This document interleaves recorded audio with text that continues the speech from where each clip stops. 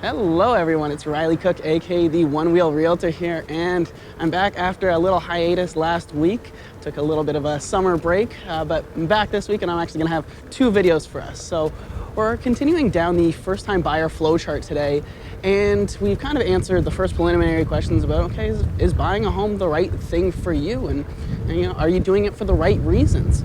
And after that, you're gonna say, okay, well, I'm ready to buy it. Now what? So the next kind of step that you really need to know is whether you're gonna have 5% down, 10% down, 20% down for your purchase, because this can actually pretty much dictate how much you're gonna be paying every month. It's applied to your whole mortgage amount, but you'll basically see it on a monthly basis. And this breaks down, and the rates vary, but the term that you'll commonly hear is the CMHC Premium. And the CMHC is the Canada Mortgage Housing and Canada Mortgage and Housing Corporation, pardon me. And the CMHC is basically the go-to person that your lender will try and see if they want to insure your mortgage. So if you go to them and say, hey, I want to buy, I have 5% down, they are going to go to the CMHC and say, hey, we've got someone that has 5% down, and they have a specific rate that is applied to you versus someone that has 10% or even 20%.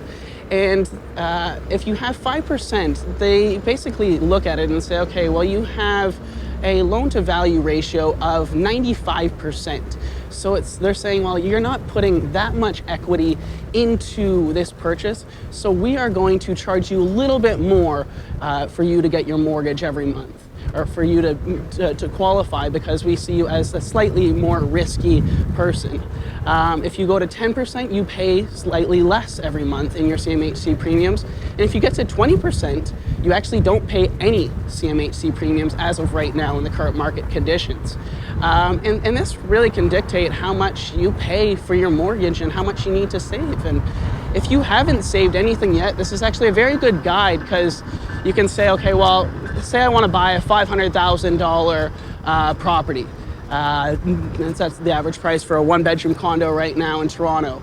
And if you were to take, say, 5% down, or 10% down of that 500,000, or even 20% if you could get there, this is a really good benchmark, because you can say, okay, I need to save $50,000, I need to save $100,000. Whatever that number is, you say, okay, well, that's my goal, and I need to get that if I want to be having a higher down payment for my property and being able to kind of avoid those CMHC premiums. So if you have any more questions about, how do I save for getting to that $50,000 or $100,000, I'm actually going to talk about that in the next episode, and we're going to talk about how you can get some tax-free savings through your RSPs. And this is something that I did myself, and it's a really good tip if you're a single person or if you're a couple. Actually, it's a really, really good tool to use. So if you have any questions or concerns about today's video, feel free to leave it in the comment section down below. And if you're on YouTube or on Facebook, pardon me, there's a messenger button right below this video that you can hit, and it will message Sally or myself directly. So I'm gonna go and enjoy the rest of the beautiful day. I just did a nice little loop here in Distillery. But yeah, talk to you guys later. Bye for now. Bad things, it's a lot of bad things that they wishing and wishing and wishing and wishing.